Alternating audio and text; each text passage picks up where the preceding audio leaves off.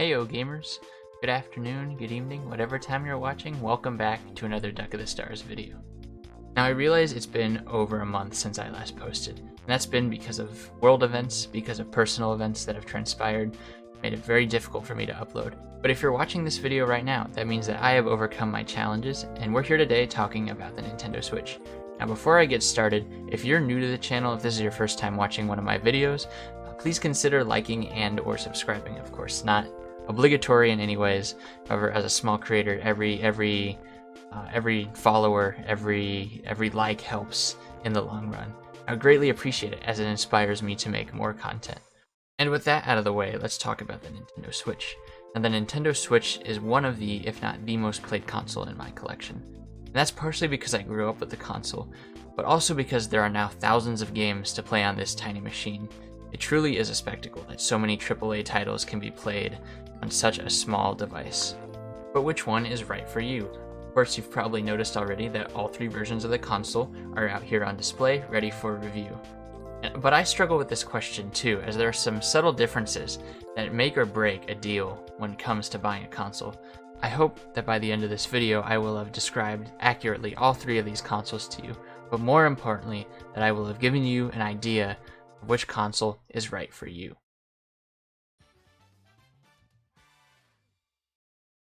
Of course, it's only right to start this off with the base model of the Nintendo Switch, which released on March 3rd, 2017. Keep in mind that it is 5 years old now. However, this is the model that Nintendo will base everything off of. This console will be docked in 1080p. If you play it in handheld mode, it will output at 720p, although the 720p, at least in 2017, looked quite good. Of course, now it does look a bit dated, so do keep that in mind. The Nintendo Switch base model uses an LED screen, which, while not ideal, works in the case for casual gaming. It also comes with 32 gigabytes of internal storage, as well as a micro SD slot for you to expand up to, I believe it's 1 terabyte of external storage. Now, this actually comes in every single model, so you will see this on the base Nintendo Switch, on the Nintendo Switch Lite, and on the Nintendo Switch OLED. So space, while limited on the Nintendo Switch itself, is not really all that much of an issue when it comes to external options. Both Joy-Cons are detachable, and on the back there is a very flimsy, yet existent kickstand in order for you to set it on your table.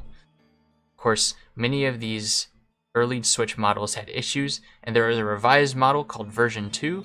It will look and act the same as a base model Nintendo Switch. There is virtually no difference between the base model and the base model version 2.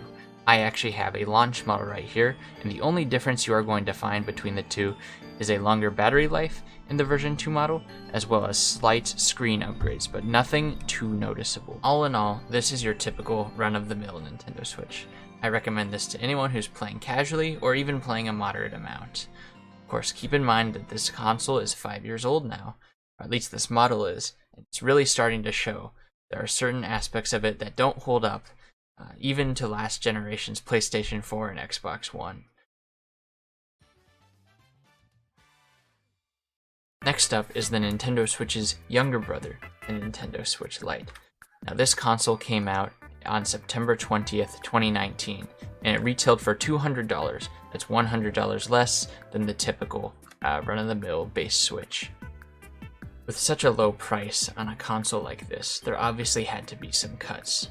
For instance, Joy-Cons are no longer detachable as they were on the base Switch or are on the Switch OLED. They are also significantly smaller. On the bright side, you do have a D-pad here to replace those 4 buttons on the left side of the Nintendo Switch's left Joy-Con. This is because you no longer have to worry about sharing it.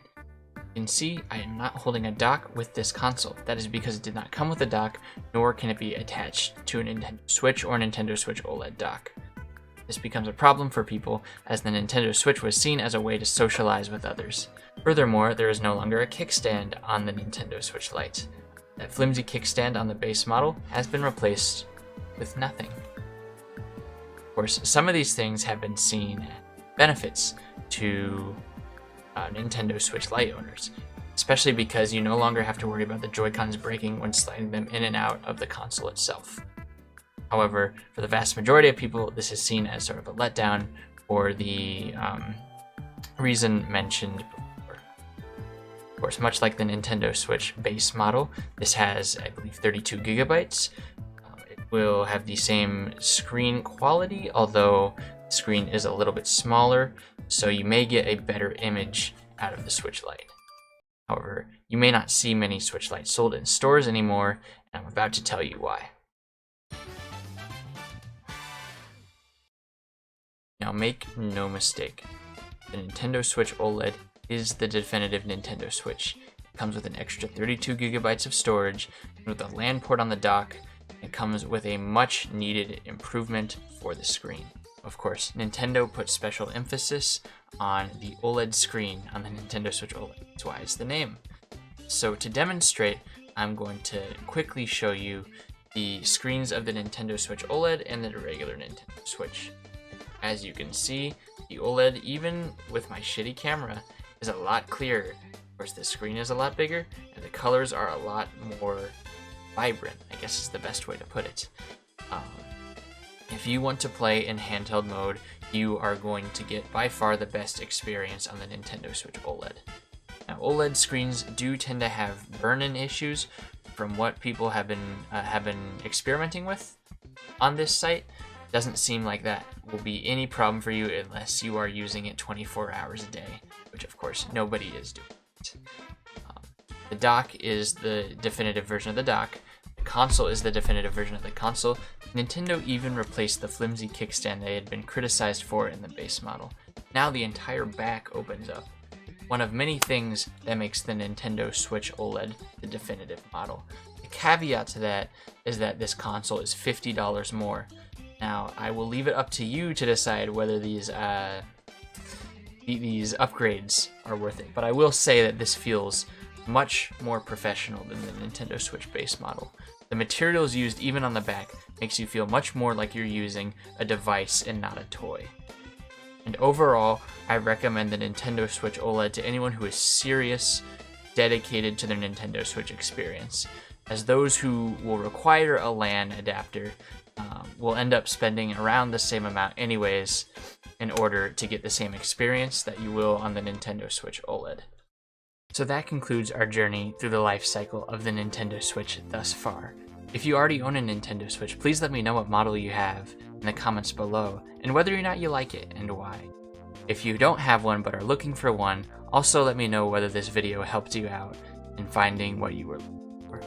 As always, I do appreciate constructive criticism as it helps me grow as a content creator. If you haven't left a like or subscribed already, I would still greatly appreciate it if you did. It does help me as a small creator in order to get up through the ranks and to create more amazing content for you guys. Of course, I need the inspiration to do that, and I'm relying on you guys to help me out there. I have a lot more content coming in the future, and I promise I will do my best to be a little more urgent with these next couple videos to make sure it's not another month. Thank you guys so much for watching, and I will see you guys in the next video.